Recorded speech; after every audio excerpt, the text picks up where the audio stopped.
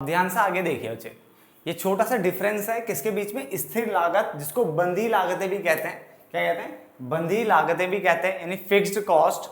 और दूसरा है परिवर्तनशील लागत, जिसको परिवर्ती लागत भी कहते हैं। परिवर्ती लागत तो सेम हो, समझ में आ जाएगा। तो बंधी लागत यानी स्थिर लागत और परिवर्तनशील लागत यानी परिवर्ती लागत। क्या लागत? परिवर्ती लागत। तो होता क्या है समझ लेते हैं। इसलिए क्या, देखो स्थिर लागतें उत्पादन के स्थिर साधनों पर होती है, यानी जो स्थिर लागत लगती है वो उत्पादन के स्थिर साधनों पर होती है, जैसे मशीन, इमारतें आदि। ठीक है।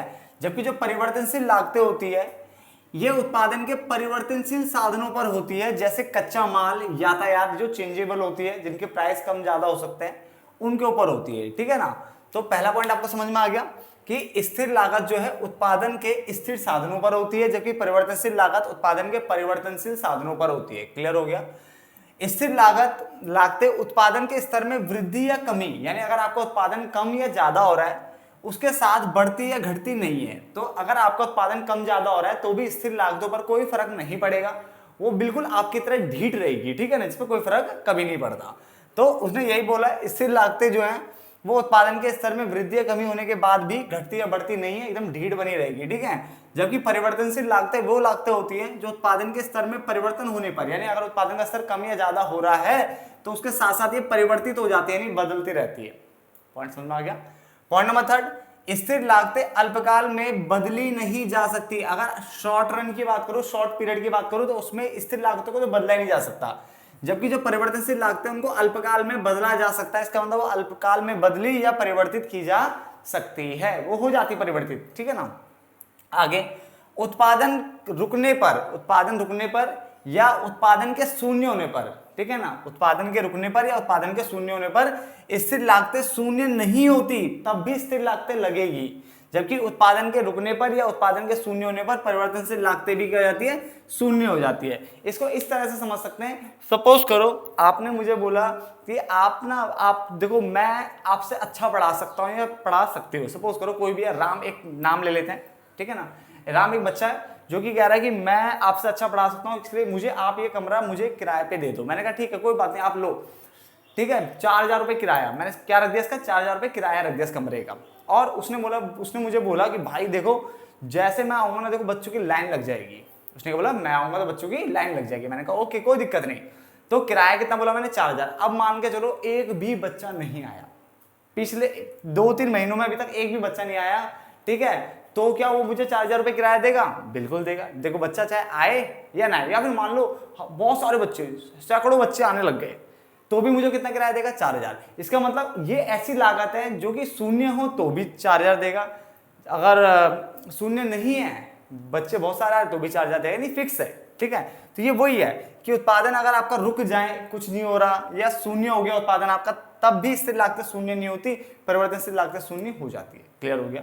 देन उसके बाद स्थिर लागतों के नुकसान पर, अगर आपको नुकसान हो रहा है तो भी आप उत्पादन कर सकते हो, तो स्थिर लागतों के नुकसान पर भी उत्पादन किया जा सकता है। जबकि परिवर्तनशील लागतों के परिवर्तनशील लागतों के नुकसान पर उत्पादन नहीं किया जा सकता। यहां तक समझ में आ गया। ठीक है, कितने पॉइंट कवर कर लिए हमने? 1 2 3 4 5। ठीक है ना। मैं इसको लिख देता हूं आपके लिए, फिर आप कहीं कंफ्यूज ना हो। परिवर्ती भी कहते हैं। ठीक है, परिवर्ती लागत। तो दोबारा एक बार रिपीट करो, ध्यान से देखना। स्थिर लागतें उत्पादन के स्थिर साधनों पर होती है, परिवर्तनशील लागतें उत्पादन के परिवर्तनशील साधनों पर होती है। क्लियर हो गया। स्थिर लागतें उत्पादन के स्तर में वृद्धि या कमी होने के साथ साथ बढ़ती घटती नहीं है, जबकि परिवर्तनशील लागतें उत्पादन के स्तर में बढ़ने कम या ज्यादा, उत्पादन का स्तर कम या ज्यादा होने पर बदलती चली जाती है। क्लियर हो गया। स्थिर लागतें अल्पकाल में बदली नहीं जा सकती, जबकि परिवर्तनशील लागतों को अल्पकाल में बदला जा सकता है। बड़े प्यार से, ठीक है ना। उत्पादन रुकने पर या उत्पादन के शून्य होने पर भी स्थिर लागत शून्य नहीं होती, उत्पादन रुकने पर या उत्पादन के शून्य होने पर परिवर्तनशील लागत शून्य हो जाती है। उसके बाद स्थिर लागतों के नुकसान पर भी उत्पादन किया जा सकता है, मगर परिवर्तनशील लागतों के नुकसान पर उत्पादन नहीं किया जा सकता है, याद रखना। उसके अलावा ग्राफीय रूप में, अगर हम ग्राफ में प्रदर्शित कर रहे हैं, इसको दिखा रहे हैं, तो जो TFC होता है यानी कुल स्थिर लागत, यानी टोटल फिक्स कॉस्ट जो है वो एक्स अक्ष के समानांतर होती है। यानी अगर आप ग्राफ इस तरह से बनाते हो तो बिल्कुल इस तरह से बनेगा, बिल्कुल सीधा जाएगा कर्व। एक्स एक्सिस ये जो नीचे ये एक्स एक्सिस होता है ना, ये ऐसा वाला वाई एक्सिस होता है, तो एक्स एक्सिस के समानांतर होगा यानी पैरेलल होगा, ठीक है ना।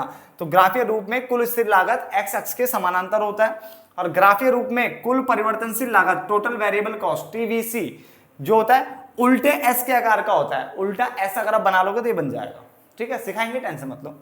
उसके बाद उदाहरण के लिए यहाँ पे उदाहरण आ गया किराया जो कि फिक्स रहता है, स्थायी कर्मचारियों का वेतन, ऐसे कर्मचारी जो स्थायी है मतलब फिक्स है, आपके यहीं रहेंगे तो उनको भाई वेतन फिक्स, आपको महीने का 10, 20 हजार, 50 हजार जो भी है, 50, 30, 35 जो भी हजार है वो आपको फिक्स रेट पे देने पड़ते रहते हैं कि भाई ये 50,000 लो आज की सैलरी, फिर अगली बार की सैलरी 50,000 देने पड़ते हैं ना हर महीने।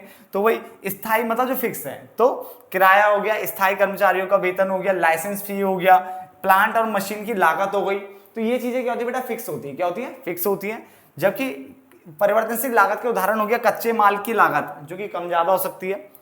अस्थायी कर्मचारियों का वेतन, ऐसे कर्मचारी जो अस्थायी है, आज है कल नहीं है, कभी एक दिन के हिसाब से आते हैं, तो उनकी क्या है दिहाड़ी मजदूरी अलग अलग हो सकती है। बिजली का व्यय ये भी क्या हो सकता है, ऊपर नीचे आ सकता है। क्लियर है? तो ये छोटा सा डिफरेंस था स्थिर लागत और परिवर्तनशील लागतों के बीच में, आपको समझ में आ गया होगा। चलो फिर मिलते हैं फिर नेक्स्ट पार्ट में, तब तक के लिए धन्यवाद दोस्तों।